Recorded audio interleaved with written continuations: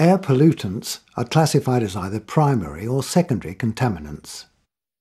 A primary air contaminant, such as carbon monoxide gas or particles of unburned fuel, is added to the atmosphere as a byproduct of burning gasoline in an internal combustion engine.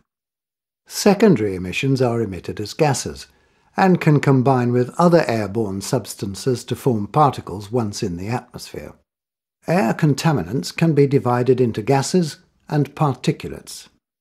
The primary pollutant gases from vehicles include carbon monoxide, nitrogen oxides, hydrocarbons, and sulfur dioxide. These pollutants can have a damaging effect on the atmosphere and the natural environment. Particulates, often referred to as particulate matter or PM, are tiny particles of solid or liquid suspended in the air. They are graded in a size range from 10 nanometers to 100 micrometers in diameter. Particulates of less than 10 micrometers are dangerous to humans because they can be breathed and reach the lungs. Smaller particles also tend to stay airborne longer than larger particles, which settle more quickly.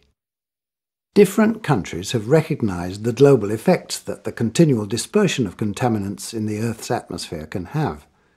As a result, they've either introduced emission control standards and/or are signatories to international protocols to limit and control global pollution through emissions.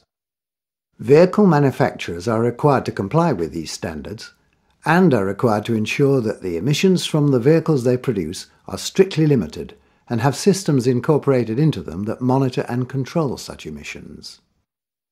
Many manufacturers are producing hybrid vehicles that use alternative power sources to limit emissions. However, even with alternative lower pollutant fuels, the use of the internal combustion engine is set to remain a key power source for many years.